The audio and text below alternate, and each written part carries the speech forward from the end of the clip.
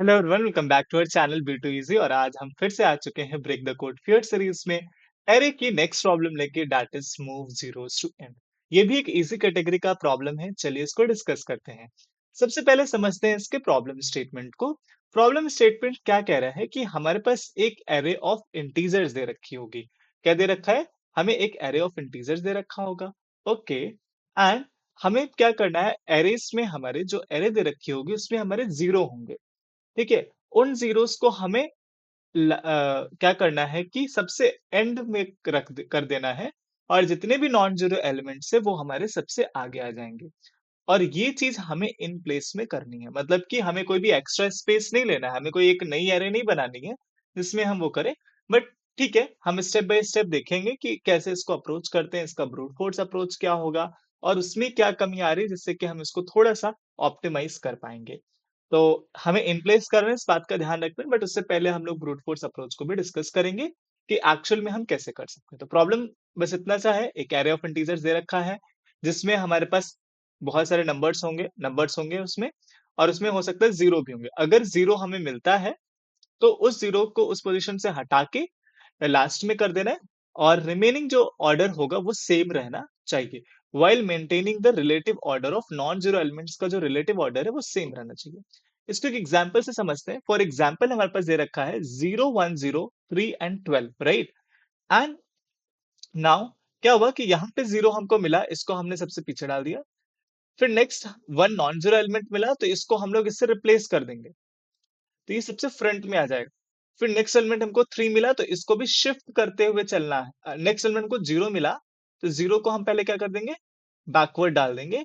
और next element हमारे पास 3 मिला, तो उसको शिफ्ट करते हुए चले जाना, और इस तरीके से ज़ीरोज़ जितने बचेंगे उसको पीछे कर देना।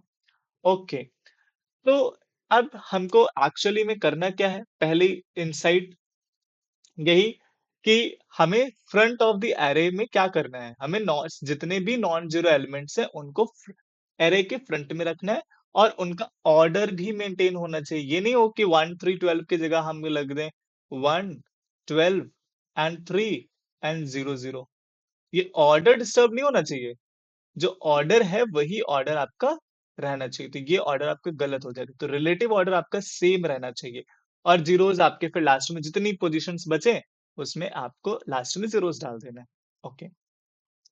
एक लाइन लिखिए, push all valid elements forward. इस क्वेश्चन का क्रक्स यही है कि सारे जितने भी वैलिड एलिमेंट्स हैं उनको आगे लेके आना है, और जितने भी नॉन वैलिड एलिमेंट्स हैं उनको पीछे करना है। ओके। अब वैलिड एलिमेंट्स यहाँ पे क्या होंगे? जो नॉन जीरो एलिमेंट होंगे। ऐसे ही क्वेश्चन को थोड़ा मॉडिफाई करके भी बनाया जा सकता है कि नेगेटिव नंबर्स को आप एंड में move, negative numbers at the end, ये भी क्वेश्चन हो सकता है। तो यहाँ पे इसकी कई वैरायटीज आपको बनाए जा सकते हैं। ओके, तो सबसे पहले हम लोग इसका ब्रूट फोर्स देखते हैं कि हम क्या करें। कि हमने एक नई एरे बना ली, हमारे पास ये इनिशियल एरे दे रखी थी जो हमें क्वेश्चन में गिवन होगी। ओके, उसके बाद हम क्या करेंगे कि एक हम नई एरे बनाएंगे, और जितने भी नॉन जीरो एलिमेंट्स होंगे उसमें क्या करते जाएंगे, उस नई वाली एरे में कॉपी करते जाएंगे, और फिर जो बाकी स्पेसेस बची उसमें हम जीरो फिल कर देंगे। तो यहाँ पे हम क्या कर रहे हैं, एक्स्ट्रा चीज की यहाँ पे हमें न्यू एरे बनानी पड़ रही है। तो ये न्यू एरे बनाएंगे भाई, उसमें फिल करेंगे तो वो तो space complexity order of N हो जाएगी, राइट? ये होने वाला है यहाँ पे। तो हमें ऐसा क्या कर सकते हैं कि हमें नई एरे भी ना बनानी पड़े, और हमारा काम भी हो जाए।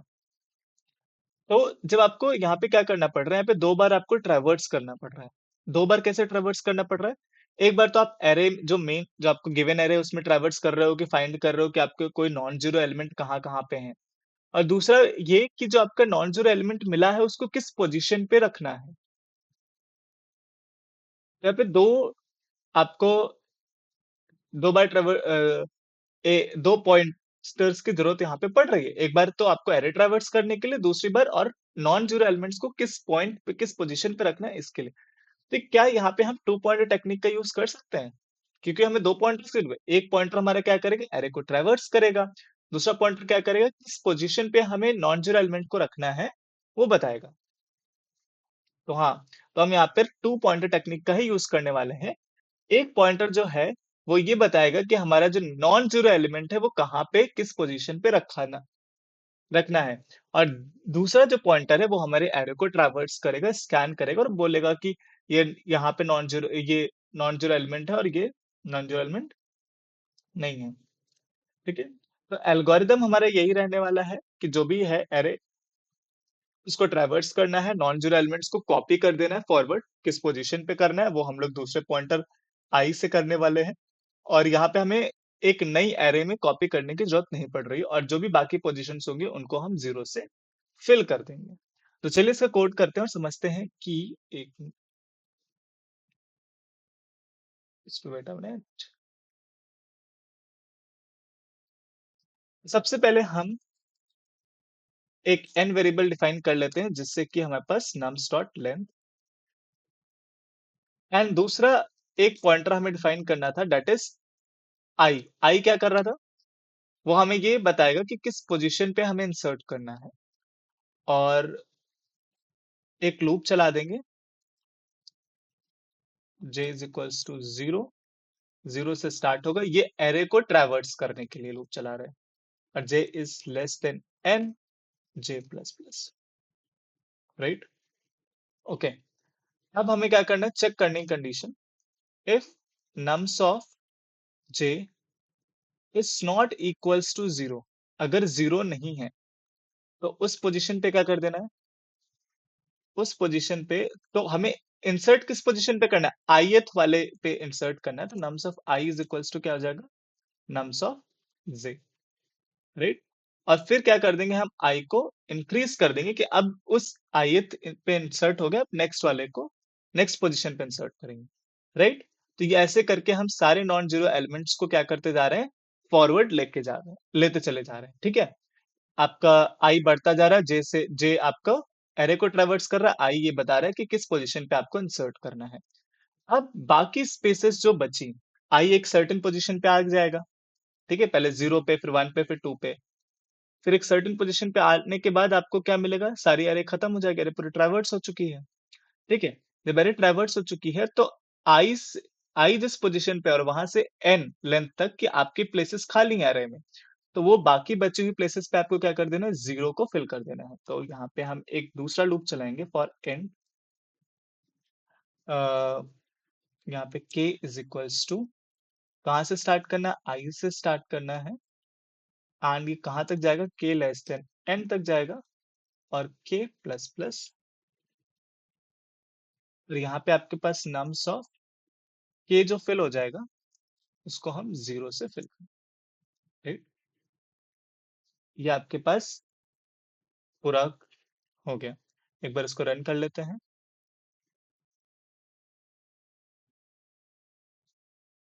तो हमारे दोनों टेस्ट केसेस यहाँ पर पास हो चुके हैं, ठीक है? तो हमें बस क्या करना था, ज़ीरोस को एंड में मूव करना था। हमने ब्रूट फोर्स से देखा कि हम ये भी कर सकते हैं कि कॉपी कर ले एक नई अरे में एंड सारे नॉन जीरो एलिमेंट्स को हम कॉपी कर लें एक न्यू अरे में और फिर बाकी बचे हुए प्लेसेस में हम जीरो फिल कर दें।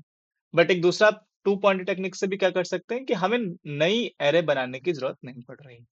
आई hope you like the video, please like share. अगर आपको कोई भी डाउट है please feel free to comment in the comment section. I hope you like the video, please like share comment and subscribe to your YouTube channel B2Easy। Thank you.